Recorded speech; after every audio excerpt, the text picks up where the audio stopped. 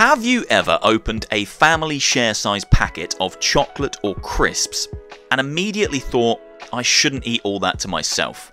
I definitely shouldn't eat it all in one sitting. I should portion it out. I should share it with somebody else. I should savour it. But then you start eating it and it's so delicious, it's so Moorish that you can't help yourself, and you keep eating until it's all gone. And then you just sit there, kind of sad because it's over. And it's over much sooner than you thought it would be. And you just want more sweet treats. That's a good metaphor for how I feel about Arizona Sunshine 2. Now let me tell you this, I sat and played this game from start to finish in one sitting, and I cannot remember the last time I did that with a video game. I'm not just talking VR games either, I'm talking all video games. So that should tell you everything you need to know about how I feel about Arizona Sunshine 2. I loved this game. I had such a great time with it. I didn't want it to end. I couldn't pull myself away from it. It truly does feel like a worthy sequel to the original, and I consider the original to be a VR classic. Most people in the VR industry do. I don't think I know anyone within VR who hasn't played the original Arizona Sunshine. Most people have played it multiple times. I've played it countless times, both single player and co-op. There's a reason people love that game. It was one of the first true story-driven adventures in VR, and one that you could play with a friend. It was the original VR zombie shooter, and we all love it for that. But it does feel dated. If you play it now and compare it to modern VR titles, it's starting to show its age. We're starting to hear the creakiness in its bones, and the jank is more apparent than ever. So Arizona 2 is arriving at the perfect time, and in my opinion, this game builds upon and improves upon everything that made the original so great. It's got better visuals, better sound design, better writing, the story is superb, better gunplay, better general VR mechanics, better gore. The gore in this game is next level, and you have a dog companion which just takes things up a notch. It makes things so much better than the original game ever was. However, if you read between the lines of that metaphor I made at the start of this video, you might have realised that the game could be quite short. Now I'm just going to lay it all out there. I completed the game in 4 hours and 11 minutes exactly on medium difficulty, and I died quite a lot in the campaign. There are a few pinch points that are pretty difficult, so it wasn't a clean run and I wasn't rushing through it. I was taking my time, I was enjoying myself in the campaign, but it finished pretty quickly. However, I would say this, the story felt perfectly paced. It didn't feel like it needed any additional time to tell the story that it wanted to tell, and the story is one of the best things about this game. Now this point doesn't bother me particularly, not a massive amount, because I know I will play this game in co-op, probably multiple times, and I'll also touch the Horde mode. But for people who play VR games just as single player endeavours, I think it's probably worth pointing out that this game will only take you around 4, perhaps 5 hours to complete, or a little bit more on the harder difficulties. It's just worth saying right at the top of the video. I wish it was longer, but that is testament to just how good it is. I was so sad when it was over because I want more. So I'm gonna have to go back in. I'm gonna have to play co-op. But yeah, 4 hours and 11 minutes for a complete medium difficulty playthrough of Arizona Sunshine 2. Now in this video, like I do with all my VR reviews, I'm going to break down the good, the bad, and the ugly. And in this instance, I've got a pretty good balance of all three. It definitely skews more towards the good. I've got far more good to say about this game than I do bad, but I do have a few bad points. There are a few things in this game that could be better, that should be better, and I hope will be fixed with patches in the future. Okay, I'm going to kick off the good portion of this video with probably the very best aspect of this game, and something that really surprised me. The story of Arizona Sunshine 2, the writing of this game, is superb. It isn't a particularly complex or convoluted story. It's a simple tale about a man who's isolated, who's lonely, at the end of the world. It's the apocalypse, and he feels like he's the last human on the earth, and he longs for companionship. And he finds that companionship in the form of Buddy, the dog, and you embark upon an adventure together to find Patient Zero, the very first zombie that started this whole mess.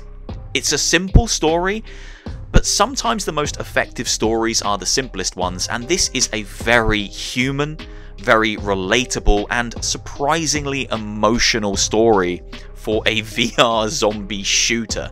I was taken aback by just how invested I was, and just how quickly this game got me invested in the player's plight. I wanted to see what would happen at the end of this game, which is probably what pulled me through to the credits so quickly and so intensely. I didn't stop. I played it in one sitting, and that's very, very unlike me. Now don't worry, in this video I'm not going to spoil the key story beats, and I'm not going to show anything that would spoil those beats. I want you all to experience it yourselves, because it really is one of the best things this game has going for it. The second thing in the good section: the gunplay. The guns in this game feel fantastic to use. Now they're not super simulation. This isn't a true to life realistic military sim. You can manually reload and you can manually cock the guns back, but it's more the weight and the sound and the chunkiness of every single gun in this campaign that I loved so much. From pistols to assault rifles, SMGs to shotguns, grenade launchers to flamethrowers, this game is packed with weaponry, and I didn't use a single one that wasn't fun. Every single gun in this game feels like a blast to use. Shooting a zombie in the head and getting that punchy, crunchy, weighty feeling behind every single bullet is a joy. It's grin-inducing. From the first zombie that you shoot in the head, all the way up to the 1000th zombie that you shoot in the head, it's an enjoyable experience. And that's a really good job, because this game is 90% FPS. Fundamentally, this is just a shooter. There isn't too much to break up the shooting and the action in this game, and that's something I'll touch upon a little bit later in this video. But primarily, what you'll be doing here is shooting zombies. So it's a good job that it feels so good to shoot these zombies. Every gun feels great. The third great aspect of Arizona Sunshine 2 is the sound design. Now I just touched upon it there with the gunplay, but I truly believe that 50% of the reason the guns feel so good to use is the fact that they sound so good to fire. Each of them is punchy and impactful, and they all sound different. Every single assault rifle sounds different. Every SMG sounds different. Every shotgun sounds different. They haven't opted for a generic gun noise and just applied it to every pistol. Each pistol sounds unique, and each pistol sounds great. Super punchy. But it isn't just the guns where the sound design shines. It's the crunchy sound of a zombie's head exploding. It's kind of gloopy and splattery and sloshy and horrible. Shooting their legs out is the same. It really elevates the gore. The music is brilliant. It adds a sense of tension, especially in some key chase sequences that take place throughout the campaign. And the voice acting is superb. The voice acting in this game is amazing. The main character conveys so much humour so often. They're constantly dropping weird one-liners, weird fart jokes, poop jokes, potty-mouthed toilet humour, and just saying some of the weirdest things that I think a character has ever said in any game ever. But then there'll be an emotional beat, and they deliver it so well. So fantastically well. It really makes the character feel believable, and it pulls you into the experience. It sells the story. The sound design all over is impeccable in this game, except for one thing, which I'll talk about in a bit, which drove me absolutely mad. And once you've all played it, I need you to tell me in the comments that I'm not the only one hearing it, because I honestly think I'm going insane. But I'll touch on that in a moment.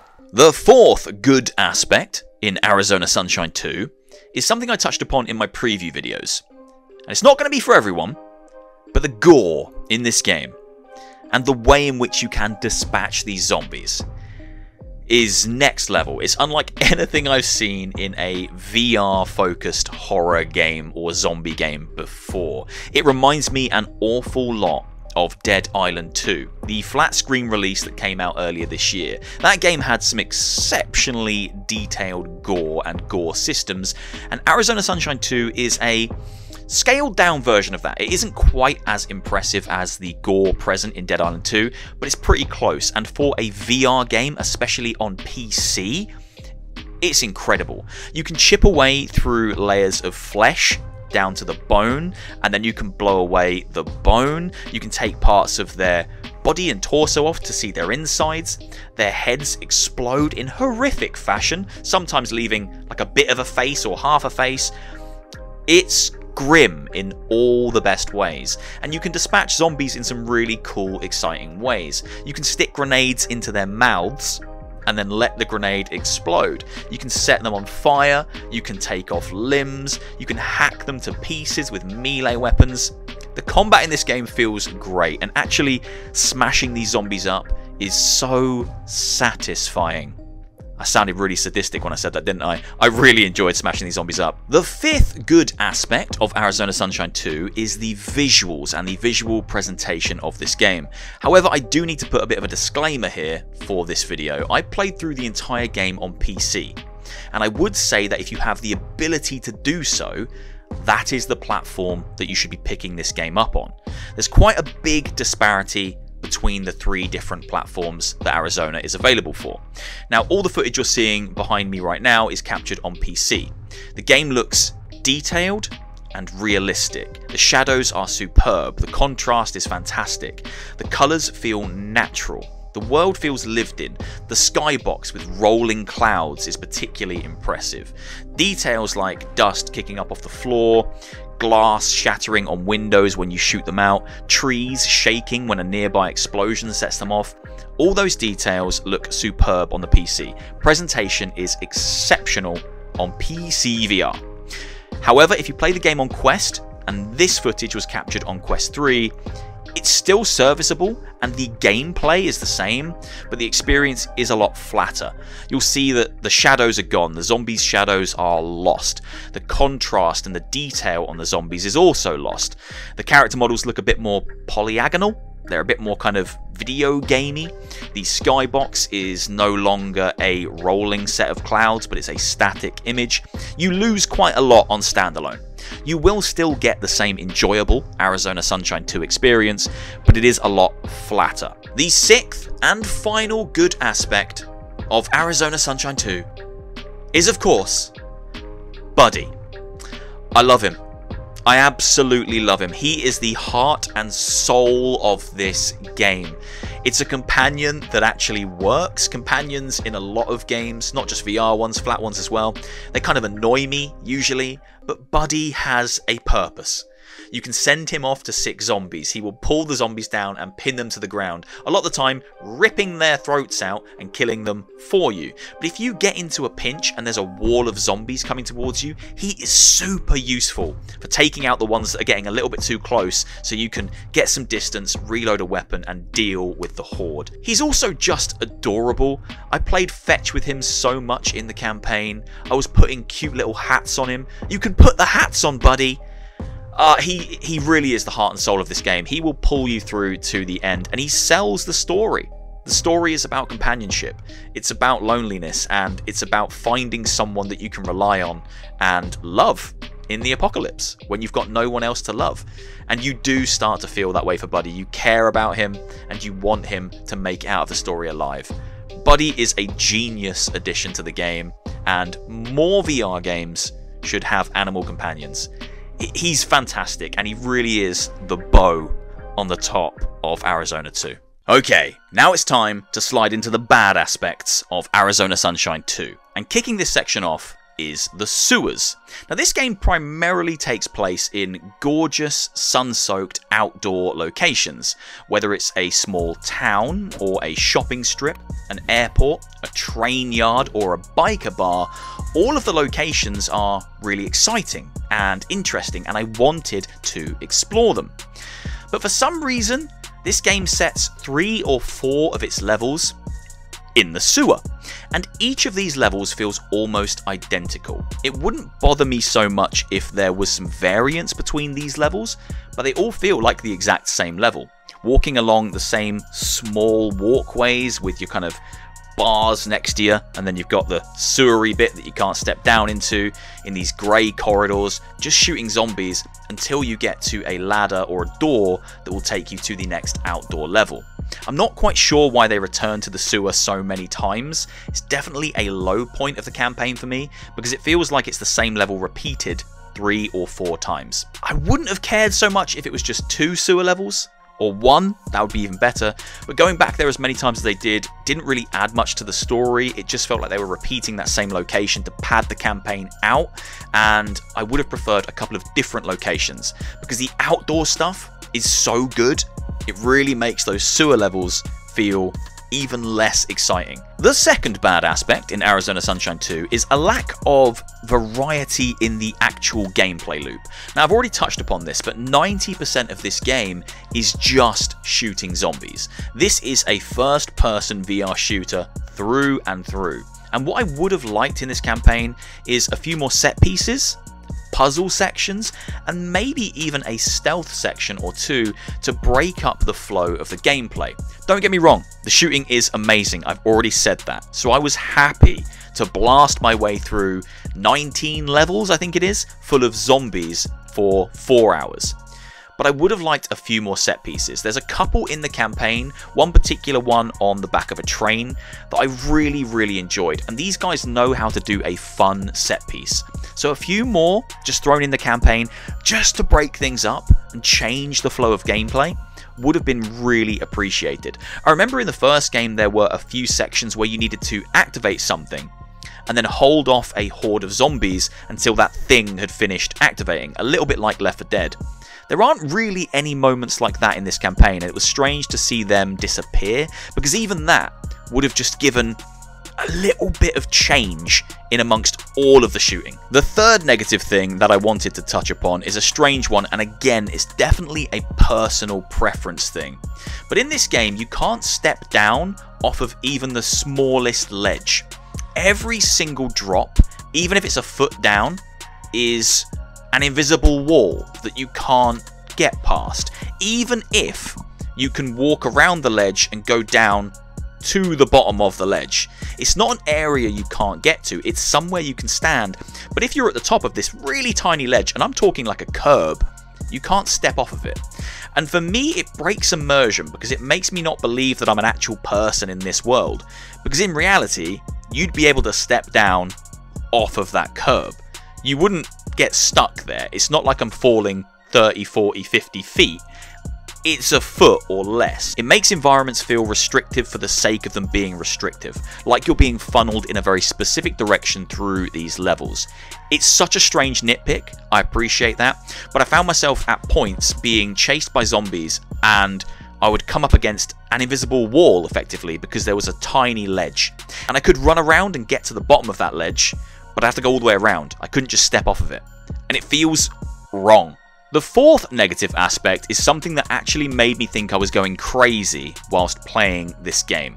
There's a particular piece of background music in Arizona Sunshine 2 that sounds like it has the Discord alert noise playing constantly.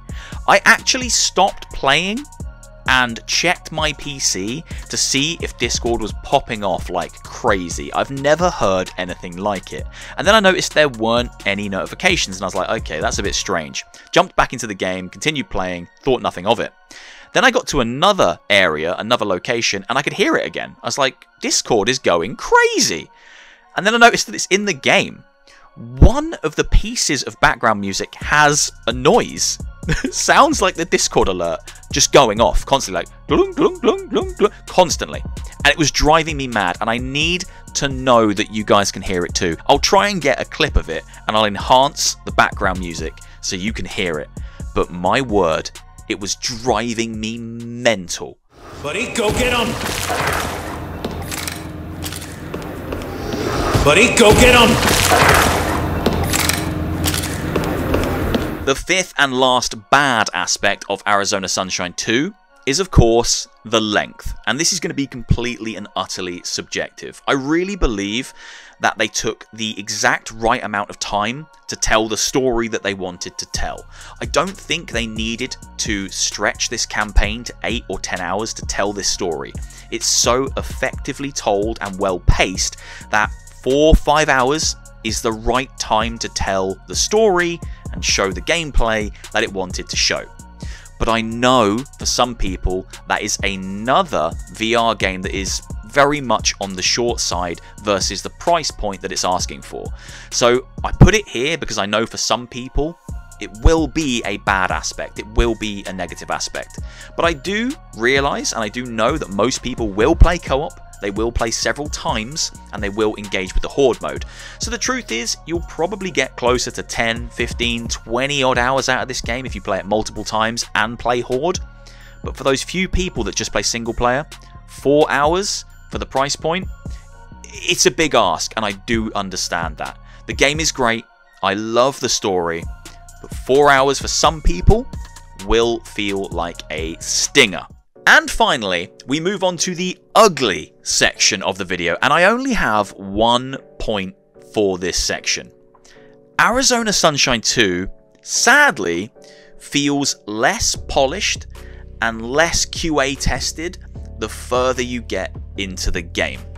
The first 9 or so levels, the first half of the campaign, felt pretty damn polished. I didn't really encounter any glitches or any issues at all. But then when I crossed that halfway mark, I started to encounter tons of glitches. Now don't get me wrong, most of these things were just funny, ha-ha, silly little glitches. But it's still very apparent, and when it's happening as consistently as it was for me, it shows that this game definitely needs some patches and it needs some love in its second half. Now the glitches and things I was encountering were things like zombie bodies contorting, spinning and twisting out of control, whether that was on the floor or floating mid-air. I had some zombies disappear in front of me. They would get up, start walking towards me, and then disappear from existence. Some of the more frustrating glitches were tracking. Tracking started to get really spotty around the halfway point of the game. Not entirely sure why. I was playing in the same room in the middle of the day in the same lighting. It wasn't getting darker in here, it hadn't got dark outside yet, so there's no reason the tracking should have changed. But the second half of the game, I lost tracking quite a bit and my hands started sliding away and snapping back. I also encountered a really strange glitch where when you use the crafting table, the things that you craft come out tiny. Tiny miniature little grenades, tiny little mines. It's quite a funny one, but again, it shows that the second half of the game just needs a little bit more QAing, a little bit more attention paid to it, and a little bit more polish. Zombies disappearing and tracking going wonky, they're not great. I can laugh at contorting bodies, weird twisting figures, and zombies floating in midair. That stuff's kind of funny, and tiny little grenades, that's also quite funny. But if it's something that actually impacts the gameplay, I kind of have to call that out. So in the ugly section, the second half of the game definitely feels less polished than the first half. It starts really strong, and the further you get in, the more glitches you'll find. Certainly on the PCVR version. In summary, Arizona Sunshine 2 is a very worthy successor and sequel to the original VR classic Arizona Sunshine. It's really clear to me that Vertigo Games have learnt from every single game they've made since that original and have applied all of that learning into this game to make it the very best it physically could be. Now don't get me wrong, it's not perfect. It definitely suffers from some late game glitches, some inconsistencies across platforms in terms of visual quality. The standalone version, I really do hope gets some patches to bring it up to standard, particularly on Quest 3, because I know it can look better than it currently does. I would also like to see a few more set pieces if we do get more Arizona in the future. Just something to break up the gameplay, because this is primarily shooting. 90% shooting zombies in the face. But it does have an incredibly engaging story. The gunplay is chunky, impactful, and enjoyable. The damage on the zombies, the gore is horrific, and Buddy is one of the best companions I've seen in any game, not just in VR games. He's adorable, and I just wanted to spend more time with him. Ultimately, I wouldn't have sat here and played Arizona Sunshine 2 from start to finish in one sitting if it wasn't a great game, if it didn't engage me with its story, and it didn't pull me in with some fantastic gunplay and gameplay loop. It's an easy recommendation for fans of the original, or for people who just want a fun, emotional zombie shooter in VR. If you play co-op and you engage with the Horde mode, I'm confident you'll get easily 10, 20 or more hours out of this game, but if you're just in it for single player, chances are you'll get closer to 4 or 5 hours for one run through. Hopefully you've enjoyed this video, guys. If you have, please do leave a like, leave a comment, hit subscribe, all that good stuff, and I'll see you soon for another one. Take care, guys. See you later.